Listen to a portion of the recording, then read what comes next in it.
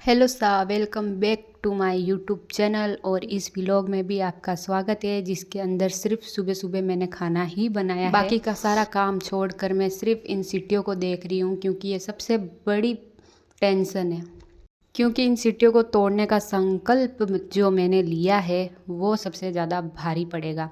तो फिर मैं मेरे सुबह का नाश्ता कर लेती हूँ और चलती हूँ सीटियाँ तोड़ने के लिए। उससे पहले भरपूर पानी पी लेते हैं।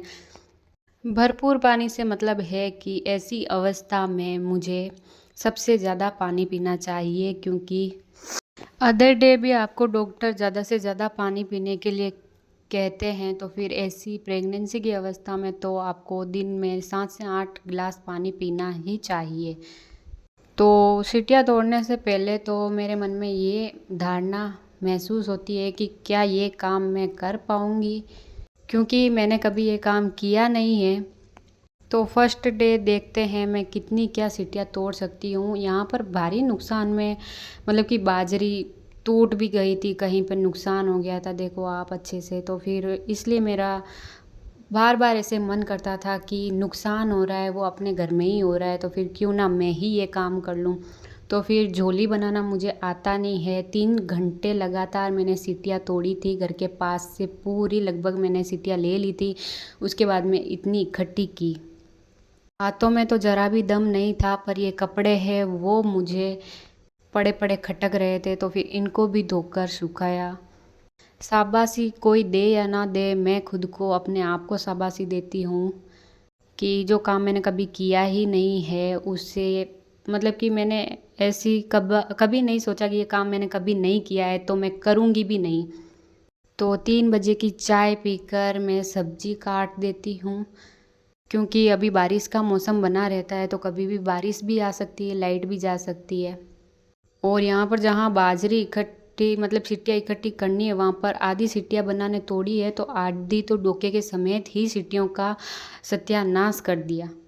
जहाँ पर भारी मात्रा में कीड़ियों का जमाव इकट्ठा हो चुका है, तो इनको भी सही ढंग से सही किया। मतलब कि ये सारी सीटियाँ जो डोके पड़े उनमें से निकाली और डोकों को एक जगह पर इकट्ठा किया, ताकि उस पर हम तोड़ी हुई सीटियाँ इकट्ठी कर सकें और बरसात आए तो उसे अच्छे से ढक सकें।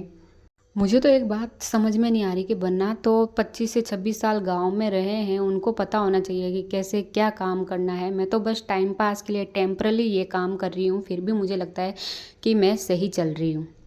कोई तो बोलता है प्रेगनेंसी टाइम में बहुत ज़्यादा काम करना चाहिए, और कोई बोलता है कि रेस्ट करना चाहिए। डॉक्टर आपको रेस्ट करने के लिए बोलेंगे और घर के बोलेंगे कि जितना हो सके इतना ज़्यादा काम करो। पर मैं कभी किसी की नहीं सुनती हूँ, बस मेरे मन में आ गया था ये काम करने के लिए, वरना बड़ी देकर मतलब कि हाजिरी देकर भी हम ये काम करवा सकते थे। पर इसमें जिद सिर्फ मेरी थी कि इतनी सी बाजरी के लिए क्या हाजिरी देना। तो फिर ये सारी दवाइयाँ जो मुझे रोज़ सुबह शाम लेनी पड़ती है वो ले लेते हैं, और बाहर सूख रहे कपड़ों को इकट्ठा कर लेते हैं। लगभग अभी कपड़े गीले ही हैं, क्योंकि बादल हो रहे हैं, अभी बारिश का मौसम, इसलिए धूप भी नहीं थी। तो फिर इन सारे कपड़ों को मैं पंखा चालू करके पलंग पे ही सुखा देती हूँ। ये व्लॉग कभी मैं देखूंगी तो फिर मुझे याद आएगा कि मेरे प्रेगनेंसी टाइम में मैंने बहुत सारे काम किए थे। जो बोलेंगे ना कि इसने तो कुछ भी काम नहीं किया, तो फिर ये सबूत है मेरे पास में।